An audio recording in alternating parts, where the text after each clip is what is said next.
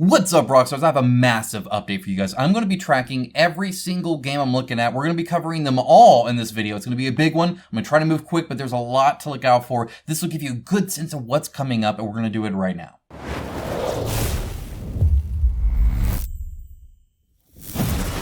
So looking at my camera, I just noticed that you probably see a bit of a mess over there. I apologize for that. My friend came over and he wanted to build minis. I wanted to build minis. We built some minis. I actually built this guy right here. Or this lady right here, I should say. There she is. And then I actually spent a lot of time doing this. It's kind of a bummer, but it's also kind of cool. These minis here, they look kind of cool, but they actually are hot swappable. So that weapon comes out, and she can actually use several different guns here. So I changed that as well. So I did that. I did one more. Anyway. Just explaining the mess. I haven't cleaned up yet. I really enjoy building those minis. But we got some board games to talk about, so let's discuss some of those. I'm going to start out with what's on right now, including the first few are going to be ones I actually missed in my last video that just launched. So there's some early birds for you. And then we're going to go over to all of the ones I've been tracking for a while now. There's some really good ones and some you haven't heard of in a long time that I've covered well before, years ago even at times. So let's dive in. Alright, first things first, Alter Realm of the Gods. This is actually from the Red Joker. I always try to give them a shout out when I do. They're one of my favorite indie publishers. They make some really good games. Oko Chronicles is fantastic. I love it. And these card games that they've been doing in this series has been really a good hit for them. They've been making good money. They've been having people that enjoy them and continue to buy them, which means obviously it's a good product. Otherwise you wouldn't be able to resell it. And it's like, I don't want that again, right? Now, they are indie, and as an indie developer, they do not do necessarily the best campaign. So it can be kind of confusing on what's there. Maybe it doesn't look as good. Looking wise though, the art style in this is fantastic. It's really, really good. So really impressed with the art here. It looks really, really cool. So they have kind of the normal thing here, and they have how to play right up front. Like, that's really good to see. They have an explanation on some of the different gods and the gameplay and stuff like that. And then you have kind of, okay, here's what you get. You get this pledge where you just get like the Cthulhu expansion for free, but they don't really explain the great old ones too much right away, but I'll explain a little bit. And this one, they throw in their textile playmat. It is a textile, which means like a cloth playmat, not a playmat as in a neoprene playmat. So just as an FYI there.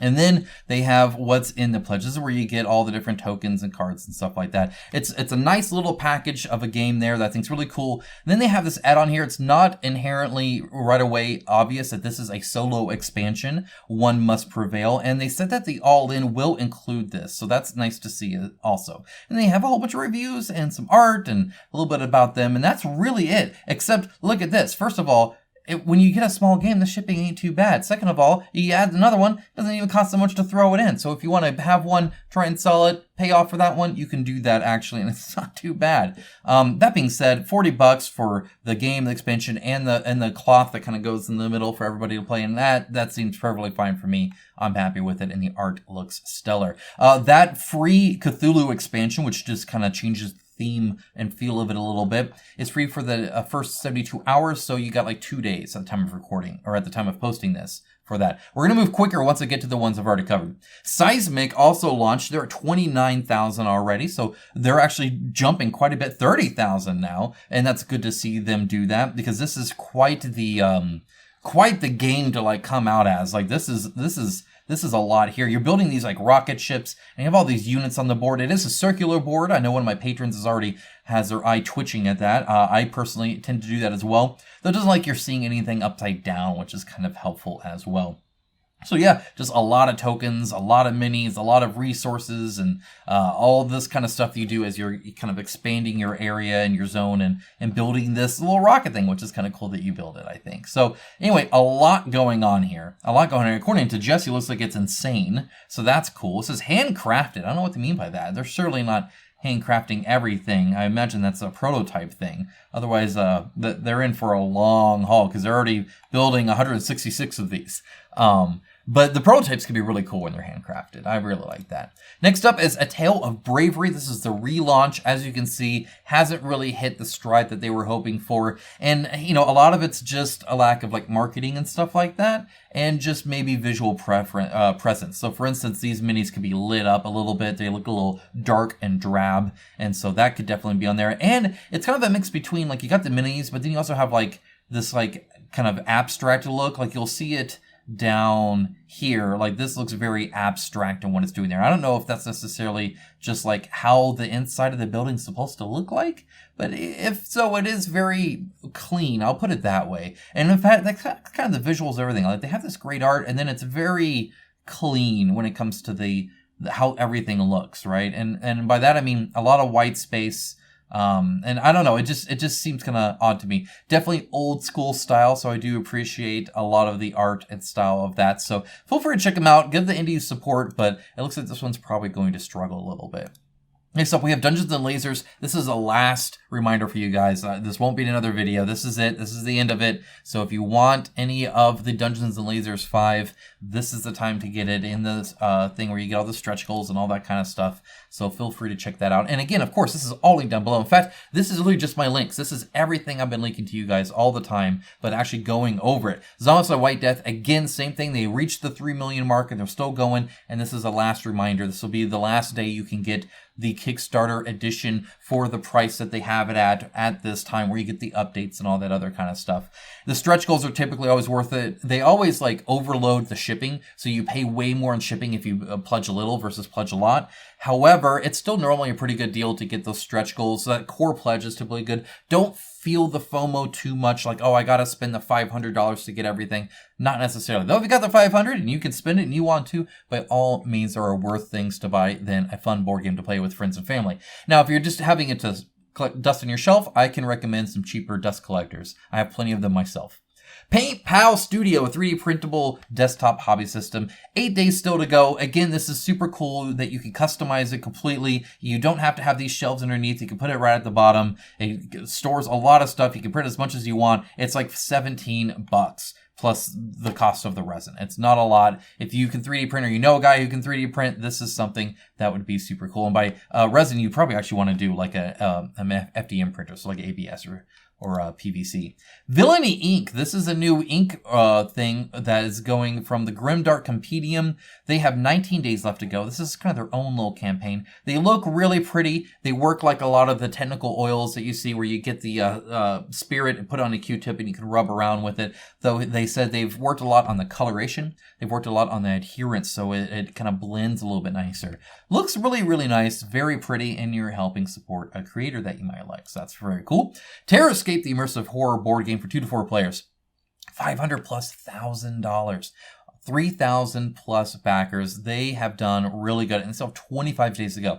We'll see if the super long campaign is actually hurtful for them or not. It depends. Sometimes, like if it's really long and a new shiny comes up, you're like, I'm gonna drop that and pledge this. So you don't want that. You want them to like, you know, be like, hey, I want this, and I don't want to just keep chasing the new fancy necessarily. But at the same time, that also means you have plenty of time to take a look back at $1 or back at your money and see if you hold it or not.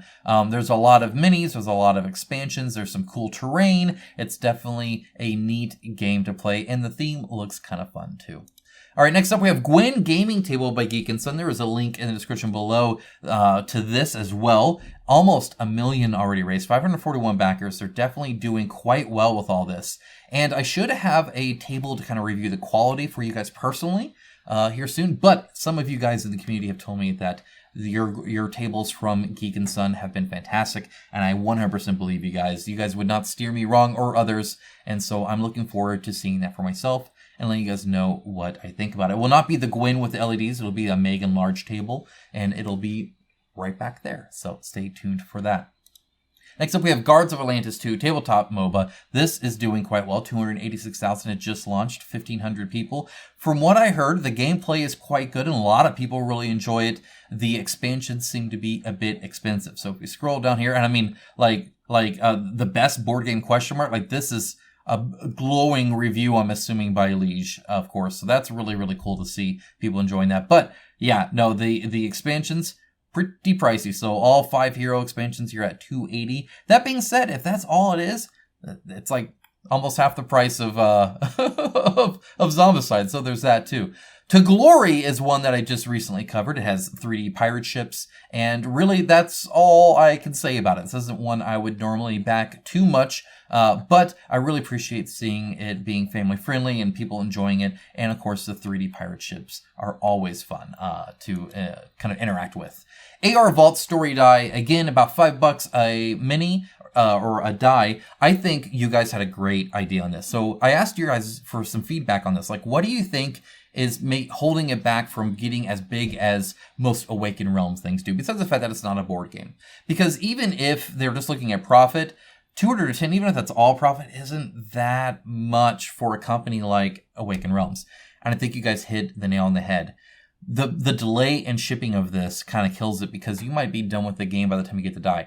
If they started including these as an add-on, an optional add-on inside of their future campaigns, what do you think about that? I think it would sell very well. And I think a lot of people, while they're getting Nemesis Retaliation, would like the Nemesis die, if that makes sense. Or while they're getting the next this or the next that or the Stalker or whatever. If they had a fancy little die like this, a ton of people, I feel, would actually back it. So I think that's probably the key moving forward. I think it's a cool idea and a nice proof of concept. I think a lot of people will be very happy with it.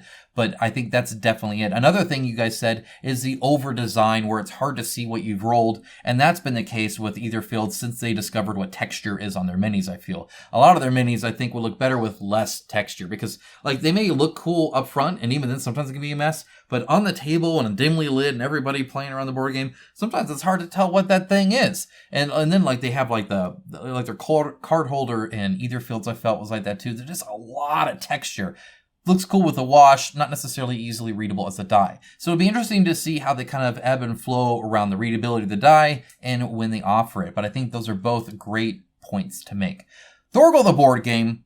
This is wrapping up in 2 days, so very close to the last time. This will be the last time I cover it, probably here, at least live. And they're approaching 200,000, which I feel is quite good for this kind of indie endeavor here. And again, I think the scenarios look super cool. I really dig that. The gameplay just seems like something I wouldn't necessarily expect from the theme, but perhaps it makes more sense if you read the comics. Heroes of Valentia. This is one that's coming up. It's got kind of this chibi-looking kind of minis to it, and it looks like a kind of a small footprint, kid-friendly stuff here. It's a dungeon crawler as a starter to RPG. Now, what that means, I don't know, but it seems like a good family game, something you might be interested if you have kids like I do. Next up, we have Gloomhaven, the RPG, plus the miniatures. Over 600 miniatures. It's going to be a ton of minis. So this is going to be on BackerKit, and it's going to explode. It's coming in June, and it might break records. I don't know. Maybe it won't. Maybe people don't care. Maybe BackerKit will prevent it. I'll keep you guys informed when it's live, how it's doing, what the community is saying, all of that, of course, moving on in the future. Next up, we have a Hotnik. I don't know how to pronounce it. I barely know how to read it. I don't like their little font here because it is kind of hard to read, my opinion. It just, like, at first you almost don't think it's letters.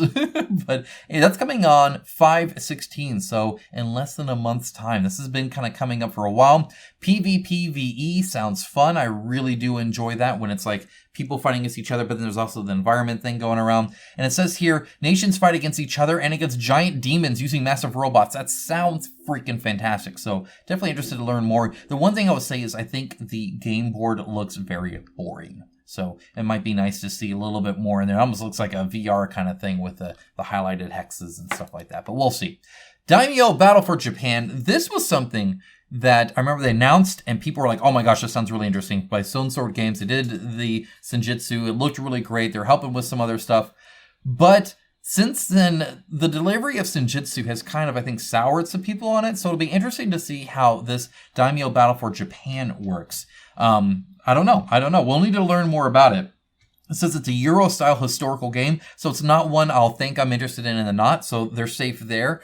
But either way, the art looks good. So there's that. They're definitely staying with the Japanese thing, which is kind of interesting. I don't know how much they'll keep doing that. And yeah, it'll be interesting to see the translation here. Maybe it'll be so long in the future that, people cool down on the Senjutsu. Or maybe, ideally, they get Senjutsu delivered, and a lot is forgiven once a project delivers. We all are the same there. Next up, we have Eye of Zamrock Invasion. This will be coming back to Kickstarter. It failed to fund the first time. They actually reached out to me, and I want to try and reach back out to them and see if I can't do some, offer some feedback for the campaign itself and kind of their offering and whatnot. I'll see what I can do, because I think there's definitely some room for improvement, and I think the actual promise of the game itself looks pretty neat. Next up, we have The Last Mechs. This is coming out Q3, Q4, somewhere around there in 2023. Exploration map, dungeon crawler, 1 to 4 players. You campaign through a comic, so that's kind of interesting. I've seen some of the comic. It actually looks pretty good. Very interested to see a little bit more of this. It definitely was on my radar for a while there, and then it's kind of cooled. Hopefully they can build back up that hype. It's kind of hard to announce something too early. Stores Rebirth, same kind of thing. I covered this for a while, really looking forward to this, and they haven't launched it yet. It looks very pretty. From what I heard, the gameplay isn't necessarily the best thing ever, but gosh darn, is that a beautiful game. What a great shot of that. I would love that. Just the tactile feel, the visual feel of that board game, I think would be fantastic and unique and interesting, and I really, really do dig that. Plus, you play as the little kind of creatures in Slavic kind of mythos, which is super neat to kind of think of as well. Next up, I also have Aura Hunters. This is by, now it says here, Florian Mulzan, KOA Studios. It's not going to be KOA Studios anymore. They took my name and gave it back to me, so that's nice of them to do. That's a joke, of course. No, they are changing their kind of naming structure of their company and looking at what else they're going to be offering. I think Aura Hunters is still on, that they're still going to be doing this, so we'll see. They also announced another one, I think, farther out that I haven't really looked into yet, but I think this is the next one coming out from them, and hopefully this one does quite well. I love the basing on this. It's very interesting, and notice it's not even round. Very interesting choice there. Dante, the Invasion of Hell. A few things here. First of all, they said end of the month they're going to have an update. You guys know I'm going to be covering that for you. Additionally, I might get some kind of first-hand knowledge of it. I'll be chatting with them actually later, and I hope to share some of that information with you moving forward. So stay tuned for more Dante, the Invasion. This looks super cool. I love the idea. I love the theme. Definitely interested in this one. Next up, we have Ravage Star, tabletop miniature war game. A ton of you guys got Ravage Star, and a ton of you guys are going to love Ravage Star. They are adding a board game to it. Before, it was pretty much proxy them in for Chaos Minis in your Warhammer 40K. Now it's, hey, we actually have our own game, kind of like a one-page co-op, Stop there.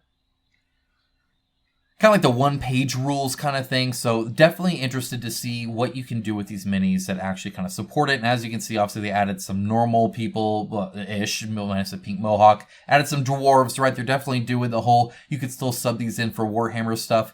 It definitely has the style of Storm Sunder, of Wild Ascent, of everything that Lazy Squire Games does.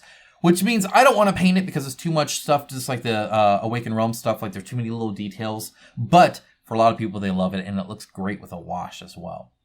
Next up, we have Vampire the Masquerade, Mylan Uprising. This is actually in the Tebaru system, and I think this will be the first thing that really sets Tebaru on, is this going to work or not? Is this the answer to games like this? I think there's a lot of potential for this, more than what we saw with the Bad Karmas. So definitely interested to kind of keep a look at this. And you get a guy sitting as a miniature. I love sitting miniatures, so that's kind of cool to see as well, if you follow it early. Again, all this is linked down below, of course. Exorcism, Eastern Hand Scroll. I covered this, I think, once for you guys. So definitely interesting to see. This looks very video gamey, as you can see, but they definitely have a board game here. So it'll be interesting to see what that entails there, because that looks very video gamey to me. But it has very pretty looking art, definitely different styles, right, compared to these two here. And I don't know if some's just concept art versus not. Honestly, there's not a lot of information out about this, but I'm definitely keeping an eye on it. Definitely has some potential there. They're saying it's a 3-chapter board game where it's a story of eliminating demons in an ancient scroll. Inside of a scroll, I don't even know what's going on there, but we'll find out. Studium No Exit. This No Exit thing looks freaking sweet. I showed this off, I think, a few times to you guys. It is a gothic horror fantasy role-playing board game, stunning artwork and detailed miniatures. It reminds me so much of like Bloodborne style looking stuff. It looks really good. Here's a little bit more on it. As you can see in this picture, it looks a little bit more anime, but then they also have these like crazy enemies and stuff like this here. You can see some of the miniatures here. So, and then of course this guy right here. I don't know if it's more this style or if it's more this style. I feel like those are different things, but we will see, of course. I'll definitely keep an eye out on that one. Next up, we also have Dead Cells. You guys know this. It's going to be huge. 14,582 followers. Dead Cells is a very fun video game. It definitely has the potential of being a very fun board game. I suspect it's going to be card-based, but I guess we will see. I don't know. We haven't really seen a whole lot of it. It's just been announced. That being said, May 16th. So coming up soon. Be on the lookout for that. Next up, we have Liquid Squid, The Battle for Neo Tokyo. This is the relaunch. I covered the other campaign before. Really, I just like the name. Liquid Squid just sounds like a fun board game. Like, it sounds interesting. Neo Tokyo Liquid Squid. Yeah, that sounds like Metal Gear Solid kind of stuff. Count me in. Next up, we have Apex Legends, the board game, another big one, over 10,000 followers and rising. I actually just recently gave some feedback, some pointers on that. Don't know if they'll take it or not, but hopefully it helps make a better game for you guys. I'm definitely interested in taking a look at it because I really liked Six Siege from Mythic Games, and we'll get that whenever. But Apex Legends looks to actually have a lot more of that terrain and stuff like that, which could be a lot of fun. Definitely like the small team v team, skirmish games are a lot of fun, I think. The Hunters AD 1492, this is launching like in a week, so very, very soon. The Hunters did very good as sci-fi. A lot of people really liked the board game. It looked like a table hog, but otherwise, very, very fun. I know a lot of my patrons enjoyed playing through it when it delivered. Fantasy is going to sell better. It's how it works. Fantasy does better than sci-fi. Everybody likes D&D. Everybody likes Lord of the Rings. It's definitely traditional fantasy. We've been kind of missing out on traditional fantasy lately. A lot of the fantasy we're getting is like some stylized, more modern pop kind of stuff. So it's really good to see this. Not necessarily grimdark, but definitely, like traditional classic sci-fi, a little bit dirty, a little bit dark, a little bit traditional in kind of the style and how the people are, and definitely interested in that because I like all those things too. Nemesis Retaliation, that's coming up way Q4 2023. That being said, I love how it's going to be different. I think it's going to be more different than the other Nemesis and in a good way. This is the aliens to Alien. So if the first Nemesis is the horror Alien, then this is a little bit more action, a little bit more blockbuster Aliens. Retaliation really defines what it is you're doing here. You're still going against, all odds. You're still having these aliens that could kill you at a moment's notice, but you have some firepower and it's ready to take the fight back to them. Super cool to see. They are still developing it, so they're not showing a lot because a lot could change. I'll keep you guys updated. We also have Dragon Eclipse by Awaken Realms. This is probably going to be perhaps their biggest one, even more than Nemesis, to be honest. It's pretty much Pokemon. That's pretty much what it is. You collect these enemies or these guys, and then you can battle them against each other. Sounds like fun. They have the minis to match. Again, the minis are very, very detailed. That one actually looks pretty good, though. That's not too bad. So we'll see. The art style certainly looks like a lot of fun, and the concept sounds fun as well. Next up, we have Stalker, the board game, another big one. Stalker is a cult classic. If you like Fallout, you might like Stalker, especially as a theme. And of course, this is one that's coming up here very soon. They've already had some votes. They're already showing some of the game. This will be coming out late Q2 2023, so just a couple months from now, probably. Again, I'll keep you guys updated, especially as more information becomes available to do more updates. The Enchanted Table, it's a fold-out table. Now, they show this being carried fairly easily. It's probably still kind of heavy. I know my Warhammer table that folds out kind of like that. It's larger, but also skinnier. It's fairly heavy. This is definitely like a two-man carry thing, but it is mobile. You can carry it around, so that's kind of cool. It looks like it comes with, I think that's fake wood, actually. I'm not sure that's real wood, but it'll be interesting to see how this does, because it is kind of transportable, which is kind of nice. Transportable, is that a word? But at the same time, it's also kind of wonky with its fold-out stuff and all that. I don't know. Be interesting to see. Some people are definitely interested. Almost 5,000. It also depends on the price, right? Singularity, this is what I'm looking forward to. I might be able to try this early, actually, for you guys, and let you guys know what I think. The art style looks cool. There's no randomness involved. I love that. Again, I'm a kick on these card games lately. Excited to get my hands on it. Assassin's Creed Brotherhood of Venice Apocalypse. That's right, they have another expansion now, and 3,000 followers, all bonuses unlocked. In fact, well over 3,000 followers. Definitely going to be something big for people, and it looks to be visually very different, which I also appreciate. Eldfall Chronicles Northern Wind.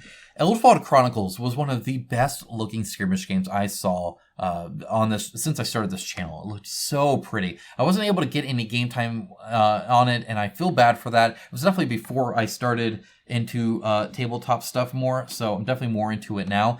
My understanding is it plays a little bit like Infinity with the reaction system, which is super cool actually. And this one adds a dungeon crawl with these premium miniatures, so you can still use it in Skirmish. You can still use all the Skirmish in the dungeon crawl, or you can just get this Northern Wind thing and actually have a board game with a lot of the same mechanics, just kind of changed to match a more board game oriented thing, which I think is a great gateway and something that just adds more use for your miniatures. Speaking of just miniatures, Tenebrae Nightmares of Yulia, or however you pronounce that, this is going to be from Chimera, so very pretty minis, very fancy minis, very expensive minis, and paints to paint those expensive minis that are also probably expensive. Very fancy, very nice. May 11th, I'll cover it and see what they have available for you guys. Next up, we have Celestial. You guys know I've been covering this a lot. It looks pretty. There's a lot of ways to play. You can play it co-op. You can play it competitively. You can play a campaign with story, and there's all this story. In fact, they have a ton of story, and then they just share a whole bunch of art. They actually have all their minis done, but they haven't shown it yet. They're not doing very good at advertising this. Hopefully, I can help them out a little bit, because I think, from what I've seen, it looks pretty neat. I want to do a details video for you guys on the gameplay. I have the entire rule book available to me. However, I want to do an update on Dawn of Madness first. So stay tuned for that, and then stay tuned for this once I'm finally able to do that. Ascendancy is also coming up, an ultimate 4X fantasy board game experience with minis, i.e. it's going to do quite well. I feel over 2,000 followers. The art looks great. The minis look interesting from what I can see. It definitely has a lot of promise, so that will be coming soon as well. Clink Legacy 2, Acquisition Incorporated, Darkest Magic. Anytime you have a colon and a hyphen, I feel you've gone too far. However, if you want 2+ subtitles plus a numbered sequence, by all means, Clink Legacy, go for it. Over 7,000 followers. People are excited for this. They love their Legacy games. The minis look like a lot of fun, and I bet they're a blast to paint as well. Quantum Shock. I've been covering this for years, it feels. I wish they would finally come. In fact, the Game Forger started posting more about it, and then, as far as I can tell, it's dropped off again. I would really be interested in this. It's kind of like a darker Deep Madness. And I've been waiting for this cooperative sci-fi horror board game with miniatures where you control space, time, matter, and reality for a while now. And I still haven't gotten it, and I'm looking forward to seeing more. Kong Skull Island plus Pacific Rim. Look, these Evil Genius games, they have this kind of like adventure book, kind of RPG-like system that they do for these IP games. These look like some fun ones for sure. I know a lot of you guys would be interested in this, and it's coming to Kickstarter soon, so be on the lookout for that. In fact, very soon, 13 days from now. All right, next up we have Antichris Odyssey second printing. That's such an unassuming title because it's also the 12 Sins of Heracles expansion, which looks to be massive and huge, and definitely a different version of what you've already got. So if you like Antichris Odyssey, you're going to like this, but it's different enough to kind of have its own space as well. Super cool to see. That's going to be on 5/16, so again, coming here very shortly, and you bet I will share as much as I can with that with you guys. Lone Wolf, the miniatures game, this was delayed. Right now it says launching Q2 2023. This is, again, traditionally a game book, Lone Wolf is, but they're actually doing a miniatures game in the space. And you know with the history of the game book that they are good at telling stories. So definitely excited to see more of that. Plus, expressions on the faces. Count me in. I love it. I think that looks awesome. All right, we also have Beast Shattered Isles. I shared this with you guys just recently. Beast is getting minis. Enough said. That's really it. They have an expansion. Okay, cool. Whatever. They're getting minis. You guys know how that's going to go, which is very well. Beast traditionally did not have minis. It just had the art. And it's one of those things where I think that's a smart thing to do. Back without the minis. Don't get all that cost. Do well with that, and then do minis when you're ready for it. I think that's awesome. fully support that. Firefly the board game, 10th Anniversary Collector's Edition. This is by Gale Force 9. They are there. They're talking about it. A ton of people are signed up. 12,000, almost 13,000 people are signed up for it. It's going to be huge. They're going to have pretty much everything in this box. If you're a Firefly fan, if you've played the board game, this is the version to get. Grimrack Paint Modular Paint Station. This is actually by the same people that did Gatefall. However, this is like a super cool method of doing it. You essentially have these trays that you pull out, and then it shows these shelves. It could be shelves, it could be paints, it could be whatever you want. Definitely modular. There's a lot available to it. It actually is pretty cheap. It comes with the metal and all that kind of stuff. Definitely on the lookout for that. Looks pretty cool. Monster Hunter World Iceborne, the board game. Again, very long thing. They just didn't do the hyphen or the colon for Iceborne, which I appreciate. This is by SFG, and it's going to be huge. This is the Monster Hunter World already was really big, and the Iceborne is just going to have more people interested. Almost 10,000 followers already. Going to be massive.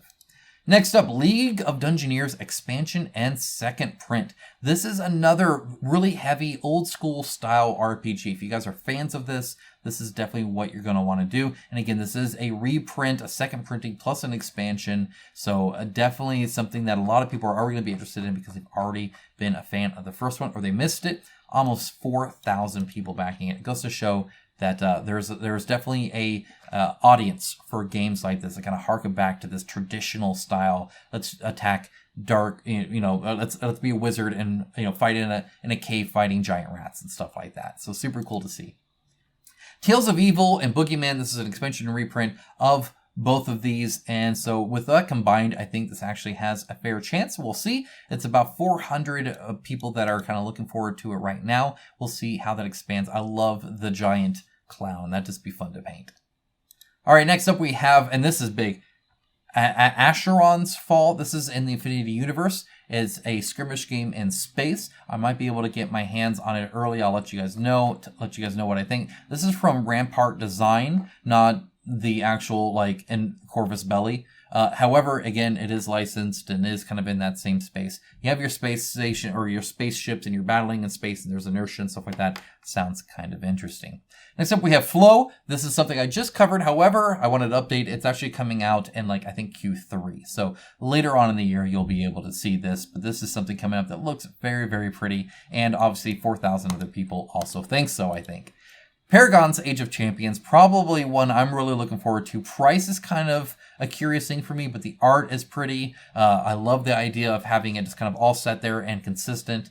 The deck building, the drafting, all that sounds good. So definitely excited to learn more about that. I'll keep you guys updated. And finally, Tempest Tomes Cryptic Explorers. This is something I always try to share. In fact, I've had it linked in my description for a long time now. This is actually the Kickstarter edition. You can still get for $80. It is unique to anything I've ever seen, especially when it comes to a dungeon crawl. You get all these cryptonauts that you get to kind of add a whole bunch of abilities to, and it's a 1 versus many. So somebody's playing like the demon, and somebody's playing, the field of cryptonauts as you try to, escape this area and gain clues and stuff like that. It looks like a lot of fun, and again, very thematic, super indie. I always try to give them a shout out, guys.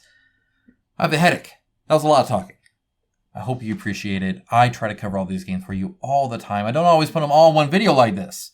But over time, as stuff comes out, I'm going to try and keep you guys updated. If you have anything you'd like to add to this list, now that you've seen all this, let me know. If there's something you'd like to see more of, more information on, let me know. I can include that in a future video. I'd love to do that for you guys. Thank you guys so much for being here. I look forward to a strong 2023 as we continue on to Q2, Q3, Q4, and many more games that haven't even been announced yet that I'm sure are still coming. So we'll stay tuned for that. Take care, guys.